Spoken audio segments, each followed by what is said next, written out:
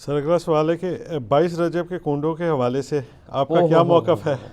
کیونکہ رجب 1440 کا دوسرا عشرہ چل رہا ہے اور آخری عشرے میں سنی اور شیعہ دونوں کے ہاں کنڈے چلتے ہیں۔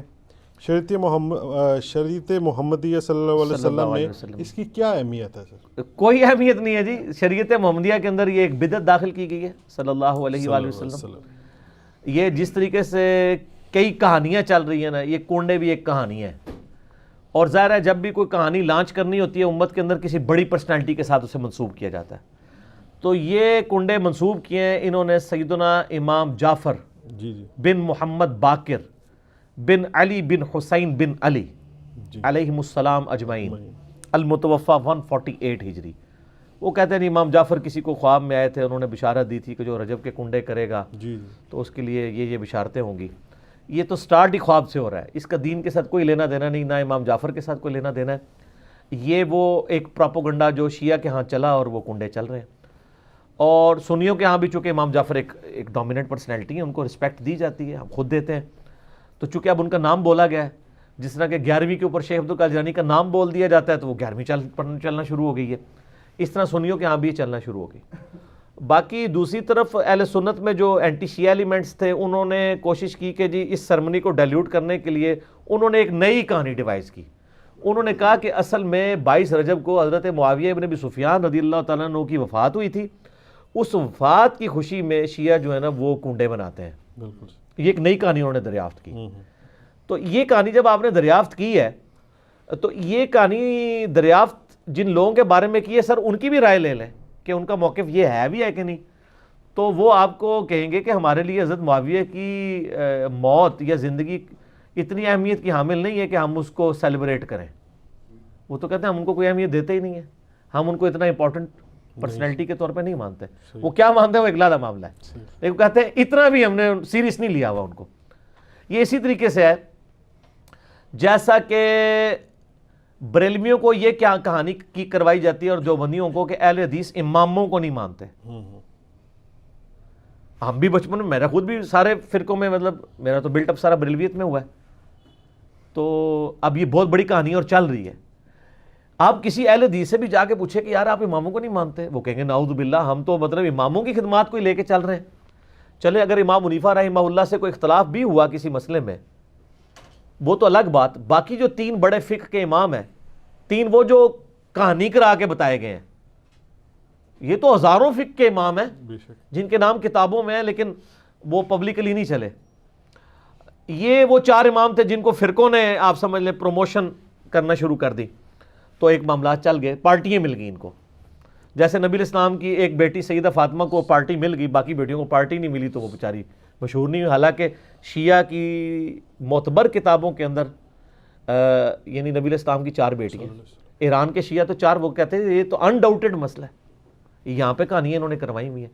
ایون سب سے بڑا جو رافضی ہے یاسر الحبیب، وہ بھی نبی الاسلام کی 4 بیٹیاں مانتا ہے، وہ بھی اس کے بھی انکار کرنے کی ضرورت نہیں ہوئی۔ نہج البلاغہ کے اندر مولا علی علیہ السلام نے حضرت عثمان کو داماد رسول فرمایا ہے، ٹھیک ہے، تو کہانیاں لیکن وہ چل رہی ہوتی ہیں اس طریقے سے۔ تو وہ ایک کہانی انہوں نے چلا دی اور وہ کہانی ان کی بکنی شروع ہو گئی کہ اماموں کو نہیں مانتے۔ وہ آپ اہل حدیثوں سے پوچھے آپ اماموں کو مانتے ہیں، وہ کہتے ہیں سر اماموں کا نہ مانے تو ہماری ساری کتابیں ختم ہو جائیں گی، کیونکہ امام بخاری کے استاد ہیں احمد بن حنبل، احمد بن حنبل کے استاد ہیں امام شافعی، امام شافعی کے استاد ہیں امام مالک، اور ان اماموں سے حدیثیں ہیں بخاری مسلم میں۔ اگر ہم ان اماموں کو ہی نہ مانیں تو ان حدیثوں کو پھر ہم کہاں سے مانیں گے جن کی چین سے وہ آ رہی ہیں؟ وہ پھر آپ کو بتائیں گے کہ ہم اماموں کو بھی مانتے ہیں اور اماموں کی بھی مانتے ہیں۔ اماموں کو مانتے ہیں کہ ان کی رسپیکٹ کرتے ہیں، اماموں کی مانتے ہیں کہ اماموں نے ہمیں بتایا ہے کہ ہماری کوئی بات بھی کتاب و سنت کے خلاف ہو تو اس کو چھوڑ دو۔ ہم اماموں کی روایت کردہ احادیث کو مانتے ہیں، باقی ان کے جو فتاوی جات ہیں جو دوسری صحیح الاسناد احادیث یا صحابہ کی اقوال کی روشنی میں غلط ثابت ہوتے ہیں، ہماری روشنی میں نہیں ان کی روشنی میں، ہم ان چیزوں کو چھوڑ دیتے ہیں۔ تو اسی طریقے سے شیعہ کے بارے میں کہانی کرا دی، وہ حضرت معاویہ کی ڈیتھ کا دن منا رہے ہیں، اور یہ سنی بھی ان کے دیکھا دیکھے شروع ہو گئے، ان کا اور چل رہا ہے۔ یہ اصالہ ثواب کے معاملے میں میرا بالکل کیٹاگوریکل ایک اوپینین ہے۔ لاکھوں لوگوں نے یوٹیوب پہ میری ویڈیو دیکھی ہے، مسئلہ نمبر 74۔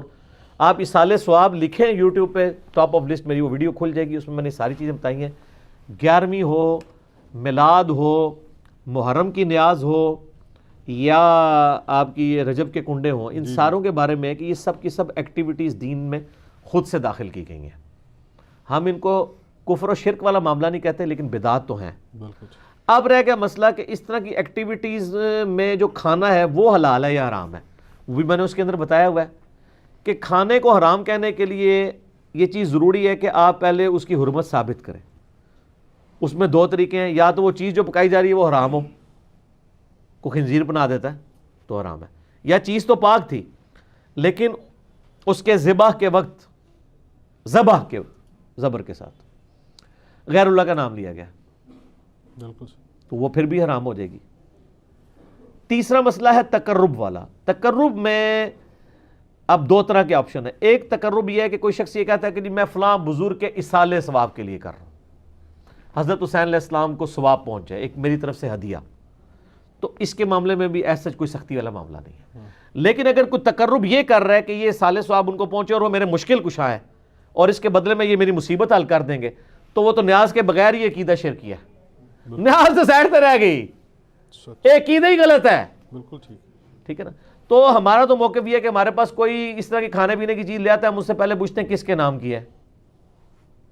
اگر وہ کہتا ہے اللہ کے نام کی ہے تو بسم اللہ پڑھ کے کھا لیں. اگر وہ کہتا ہے یہ فلاں بزرگ کی ہے تو اسے پوچھے یہ بزرگ کے نام سے مراد آپ کیا لے رہے ہیں؟ کیا ان کی رضا کی خاطر ہے، ان کے نام کا ذبیح ہے؟ تو سر یہ کوئی بھی نہیں آپ کو کہے گا. کوئی جاہل کہہ دے تو کہہ دے، وہ کہے گا نہیں اللہ کا نام دیا ثواب پہنچانا ہے انہوں نے. اچھا جی، پھر زیادہ وہم نکالنا ہے تو آپ پوچھ لیں کہ ثواب پہنچا کے کڈنا کہ وچوں جے تسی واقعی کھانا نہیں کھانا تے جے کھانا کھانا تے اتنے تک ہی سوال رکھو، زیادہ غلوف نہ کریں آپ کیونکہ غلوف کریں گے نا تو معاملات بگڑیں گے. اور یہ میں آپ کو اپنی طرف سے نہیں بتا رہا. صحیح بخاری میں سیدہ عائشہ نے نبی علیہ السلام سے پوچھا یا رسول اللہ علیہ وسلم یہ کچھ نیو مسلم ہے، ہمیں نہیں پتا انہوں نے ذبیحہ صحیح کیا ہوا یا نہیں کیا، تو یہ جب کوئی اس طرح کی گفٹ لے کے آتے ہیں ہم کیا کریں؟ آپ نے فرمایا بسم اللہ پڑھ کے کھا لیا کرو. اللہ اکبر. اللہ آپ نے کہا کہ بلاؤ، آپ یہ بھی کہہ سکتے تھے حلف دلواؤ، یہ وہ وہم نکالا کہ مسلمان کا ذبیحہ ہے نا تو حسن ظن رکھو، زیادہ نٹی گریٹی میں نہ پڑھو. سبحان اللہ. ٹھیک ہے نا. اس کا غلط رزلٹ بھی نکال لیا یوسف القرداوی صاحب نے. انہوں نے وہ اسلام میں حلال و حرام ایک کتاب لکھی، اس میں انہوں نے لکھا کہ یہ جو غیر مسلموں کے بھی جو ذبیحے چل رہے ہیں نا، اور جو KFC میکڈونلڈ چل رہے ہیں، جو ڈیفینیٹلی ذبیحے ہے ہی نہیں ہے، وہ اللہ کے نام کے کیا، وہ تو مطلب بالکل ذبح والا معاملہ ہی اس کے اندر اس طریقے سے نہیں ہے، نہ وہ اللہ کا نام لیتے ہیں. وہ کہتے ہیں بسم اللہ پڑھ کے آپ کھا سکتے ہیں، اور اس حدیث سے پلی لی. تو میں نے ان کا بھی رد کیا کہ سر ایڈی بھی کھلی چھٹی نہ دو. مسلمان کا ذبیحہ ہے نا اس کے اوپر آپ کو وہم نہیں کرنا چاہیے اگر وہ مسلمان ہے. اب وہ اگلا مسئلہ شروع ہو جائے گا کہ وہ بریلوی ہے، دیوبندی ہے، اہل حدیث ہے، شیعہ ہے. یہ نئی کہانی کرنے کی ضرورت نہیں ہے. اہل کتاب کا ذبیحہ بھی حلال ہے.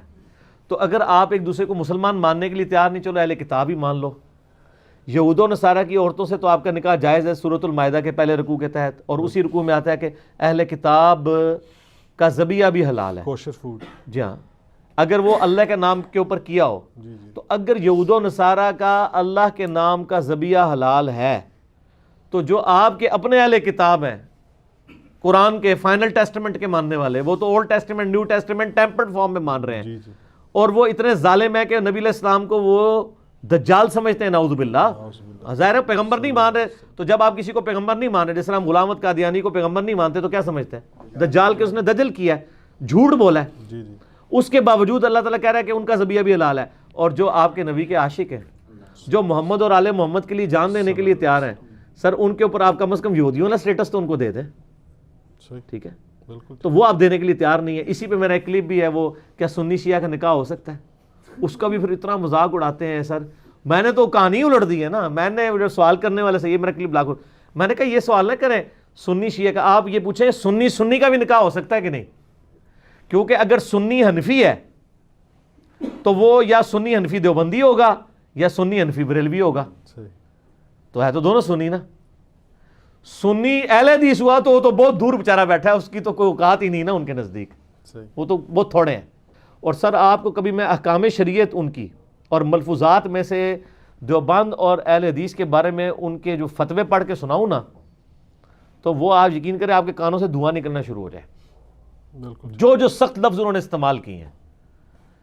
وہ کہتے ہیں جی اگر کسی کا یعنی بچہ جو ہے وہ دیوبندی اہل حدیث ہو گیا تو اس کو باپ کی وراثت سے بھی کچھ نہیں ملے گا کیونکہ وہ مسلمان رہا ہی نہیں ہے. اللہ جی سر ظاہر ہے جب آپ نے ایک اصول کھڑا کیا اس کی کورالریز پھر یہی نکلیں گی. حسام الارمین میں لکھا ہے نا انہوں نے کہ چوتھا فرقہ وہابیہ شیطانیہ جو شیطان لعین آفاق کے فالورز ہیں، جیسا کہ روافظ جو ہیں وہ شیطان اطاق کے فالور ہیں. پھر آگے جا کے لکھتے ہیں کہ ان تمام لوگوں کے کفر میں شک کرنے والا بھی کافر ہے، اور اس پہ اجماع ہے کہ سب کے سب مرتد اور خارج اسلام ہیں. جب مرتد بھی ہوگے خارج اسلام بھی ہوگے، آپ نکاح کی سوچ رہے ہیں وہ تو آپ کو یہ کہہ رہے ہیں کہ آپ نعرے تکبیر پڑھ کے ان پہ چڑھ دوڑیں. یہ اور یہی حال ادھر بھی. آپ المحند المفند میں لکھا ہے کہ جو بریلوی ہیں وہ ایک شیطانی لشکر ہے جو ہم پہ حملہ آور ہو گیا، جس طرح کے شیاطین انبیاء پر حملہ آور ہوتے تھے. مجھے بعض لوگوں نے کہا جی یہ تو ذرا سافٹ ورڈز ہیں، انہوں نے شیطان ہی کہا ہے نا بریلویوں کو. احمد بریلوی تو بہت آگے گئے. سر یہ احمد بریلوی سے 4 ہاتھ آگے گئے ہیں، آپ کو پتہ نہیں چلا، ہم آپ کو انجینئرنگ کر کے بتاتے ہیں. انہوں نے لکھا ہے کہ یہ شیاطین اس طریقے سے حملہ آور ہوئے ہیں ہمارے علماء دیوبند پہ، اور ساتھ رضی اللہ عنہم بھی لکھا ہوا ہے علماء دیوبند کو.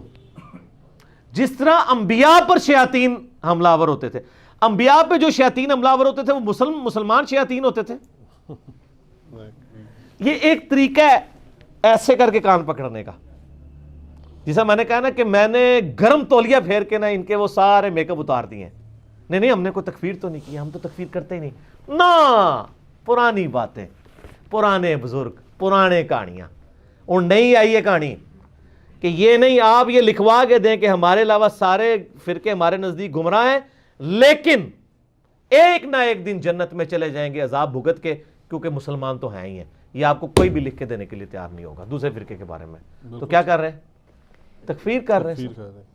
تو یہ تکفیر ہر جگہ پائی جاتی ہے، بعض جگہ چھپی ہوئی ہوتی ہے اور بعض جگہ ظاہر ہوتی ہے. وہ جو چھپی ہوئی تھی وہ بھی چھپی ہوئی نہیں ہوئی ہے، وہ اب سامنے آ گئی ہے چونکہ ہم نے اس کے لیے ایک آپ کو امپیریکل فارمولا دے دیا ہے جس میں آپ ڈالتے ہیں فوراً باہر آ جاتا ہے. ٹھیک ہے، تو آپ چیک کر کے دیکھ لیں. بلکہ وہ آپ جب بات شروع ہی کریں گے نا تو سمجھ آ گئی ہے. اکثر لوگ ہمارے بھائی جاتے ہیں نا تو وہ بات شروع کرتے ہیں پتہ لگ گیا کہڑے اسٹیشن تو بول رہے ہیں. ٹھیک ہے نا. اب تو لوگ ڈرتے ہیں حدیث کا نمبر بھی مانگتے ہوئے. ٹھیک ہے نا. تو لوگ تو کہتے ہیں یہ گمراہی ہے حدیث کا نمبر مانگنا. تو اسی طریقے سے چلیں جس طریقے سے ہم آپ کو چلا رہے ہیں. فیوچر میں یہ بدعت ہو جائے گا حدیث کا نمبر. ہاں بدعت ہو جائے گا، واقعی بالکل صحیح بات ہے، بدعت ہو جائے گا. ٹھیک ہوگا.